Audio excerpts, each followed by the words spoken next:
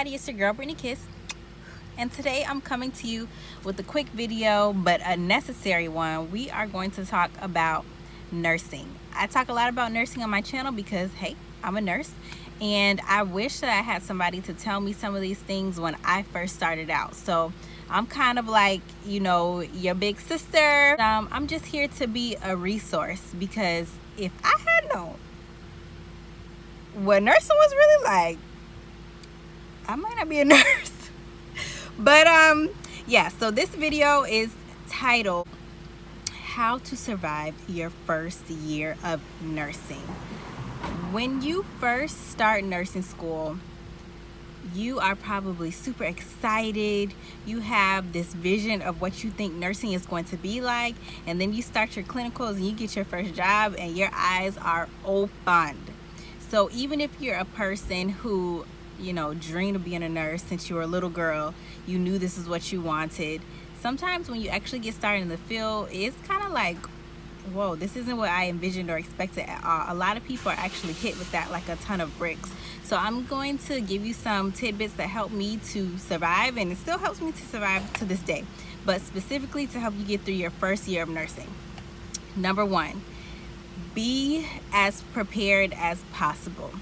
So on your first day of work, make sure that you have everything that you need.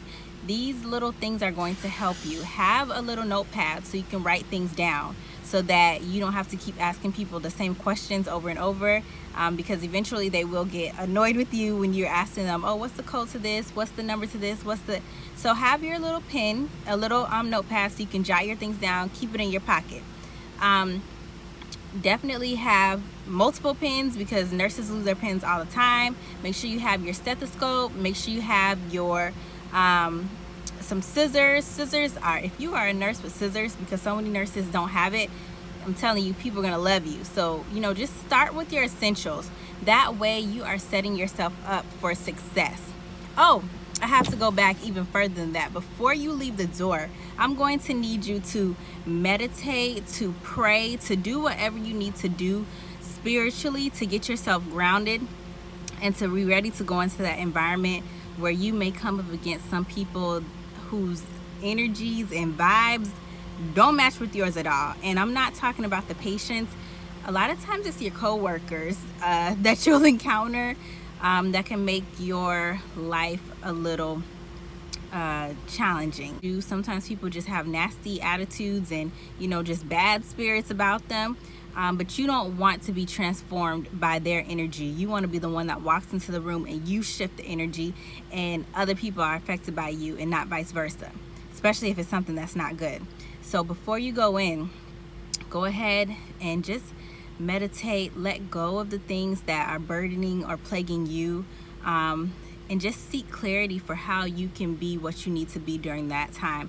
I would always put myself in the mind frame of just help me to be a compassionate person for my patients, help me to be assertive and to pay attention to detail, help me to be, because by nature sometimes I'm not the most assertive or aggressive person, and you come across them, they call them barracudas in the field of nursing and healthcare. So just qualities that I felt like I wanted to amplify in myself, I would just put myself in the mindset of preparing to be that way, and just remember that everything is about patient safety.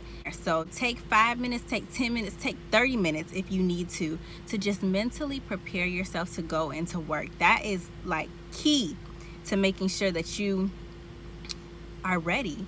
Try, if you can, to eat a nice breakfast or dinner, depending on the shift that you're working, and that's going to help you to hit the floor rolling and ready, not hungry and on E. You need to hit the floor on a full tank of gas, okay, or else it's not gonna be good for you.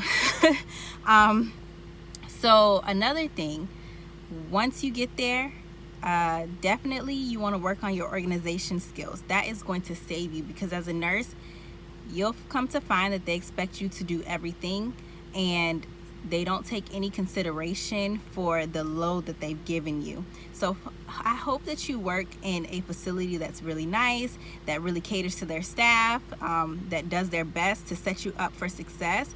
But I found that a lot of places don't do that, and sometimes nurses feel like they're being set up for failure with all the things that they are asked to do, and the workload that they have, considering the staffing and everything. Is kind of ridiculous. So as a nurse, you have to really look out for yourself. But yeah, starting to become organized in the way that you set your day up is going to help you. So when you get there, you want to have a nice report sheet. I had this another coworker of mine had a report sheet that she had like written out, printed up, and it was really, really nice. It had all the things that you needed to know about the patient on the day. So you want a report sheet where you can kind of look at it, and it'll be in SBAR format. For people that don't know, SBAR is a tool that the healthcare workers use to help keep themselves organized. So it stands for situation, background, assessment, and recommendations. I kind of don't jot things unless there's an issue. So if, let's say, for example, a person has asthma, but everything else about them is fine, I'm not gonna jot, neurologically intact, no cardiac disease. The only thing I'm gonna put on my paper concerning their physical assessment is gonna be asthma. So that way I know, okay, everything else is fine besides that. But just finding a way to keep yourself organized. Maybe one day I'll make a video about how to do that as a nurse. Maybe consider making your own custom report sheet that you make copies of and bring with you to work. As much as you can set yourself up, set yourself up. Whew, this one I'm gonna go ahead and insert. Everything's not gonna be in order, but this is a must. Take vacations, take breaks. You have your PL time for a reason. Nursing burnout is real. You are now a healthcare provider. It is literally your job to take care of people all day and to be on top of their labs, to be on top of their tests, to be on top. When you're in the hospital, people have all types of issues. You are their emotional relief. You are the handyman if something breaks. You're the first line of defense for everything. So, and when patients are mad, guess who has to hear about it? The nurse. The doctor could walk in. They could have been, for lack of better words, beaching at, the nurse all day, and then the doctor walk in and the patient won't say anything. And the doctor is really the one that they're upset with. It's a lot. So please take time to take care of yourself. And on your days off, please recover. Do what makes you happy. Hang out with your family. Get your nails done. Get your massages. I think every nurse should have a massage membership, point blank, period. Because you work depending on the type of nursing you do, you most likely work a physically demanding job. So you have to relax your muscles, or else you're going to be stressed in different places. For example, I carry stress in my shoulders. So I remember when I was first going to get massages, the lady was like, "Oh goodness, not here, not there. You need to come in here more often." So you have to take breaks. I think that is one of the biggest things in nursing, is nursing burnout. And you're no good to anybody. You're not good to yourself. You're not good to your family. You're not good to your patients. Once you're burnt out, you actually start to become a hazard. Another thing that I would say is do your research. Like, when I say do your research, let's say if you're going to labor and delivery, you want to start brushing up on some things in labor and delivery. Knowledge is power. The more confident you feel in your knowledge base, the less disoriented you feel. You don't have to know everything, but I'm just saying, as much as you can, whatever area you're going to go into, brush up, study up, know the pertinent lab values. Because at the end of the day, it's not about, how smart you are, how this or that you are. It's about like what you know in that time. And people make assessments of you really quickly, and in people's assessments, of course, at the end of the day, they don't matter, and you shouldn't just live for what people are thinking. But you don't want to just come in there and seem like the girl that doesn't know anything. Lord, you want to know something for yourself. So once you do get hired, you get that area, study up, learn your area, be a good steward of what you've been given, and the ability to hold that position. Become a master of that area. even if it's not something that you necessarily love, it's for your own personal benefit. Just knowing that you are competent in that area and that you can know for yourself and know for your patients and be able to answer them and help them come up with the best decisions for themselves. Another thing I would tell you, stay out of gossip. Unless you want to unless you just love drama and you want to be in some mess all the time, don't do it. You know, nurses love to talk. You will hear nurses talking about everything that's going on. Just, mum's the word. Gossip, it doesn't help people. It hurts, especially if you're the one that's being talked about. So, and also don't take it personally if you hear people talking about you, because it's what happens when you work with a bunch of women. But yeah, stay clear. You want your shift. You want, when people think of you, for them to think of just professionality and, okay, yeah, that girl gets the job done. So be selective with what you share, and just think, would I want somebody else to repeat this information that I'm telling you? Just kind of use common sense. Trust your instincts. Oh my God, if you get a strange feeling about somebody or that something is off, trust your instincts. And just remember, at all times, just keep it professional. Your workplace is your workplace, and sometimes you can end up making great friends with the people that you work with. But just remember, initially, these are not your friends.